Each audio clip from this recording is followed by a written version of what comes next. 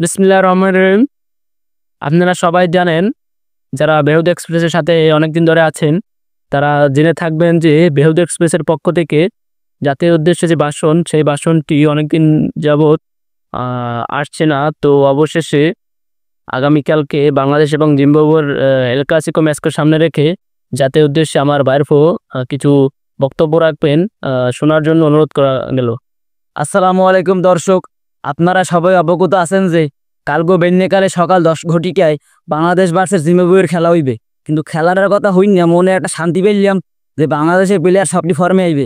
কিন্তু দুর্ভাগ্যবশত খেলা মিরপুরে হইতেছে না, খেলা হইবে যে সিলেটে। এইটা শুনে অনেক কষ্ট পাইলাম, কারণ সম্প্রীতি বাংলাদেশ বনাম জিম্বাবুয়েতে খেলাটা হয়েছিল, তাতে বাংলাদেশ ঠকছে, সিলেটে হয়েছিল।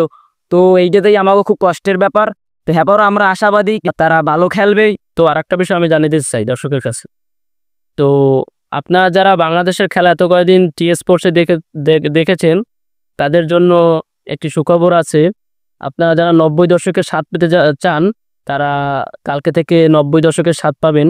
কেননা 90 দশকের মতো বিটিভিতে আবারও খেলা পরিবেশন করা হবে, যেটি একটি বাংলাদেশের গর্বের বিষয়, বেহুদ এক্সপ্রেসেরও গর্বের বিষয়।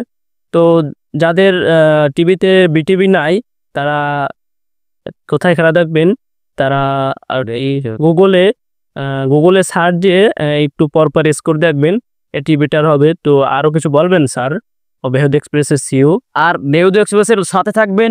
বেহুদ এক্সপ্রেসে খেলার সকল আপডেট দেওয়া হইবে, সবাই সাথে থাকবেন। খোদা হাফেজ।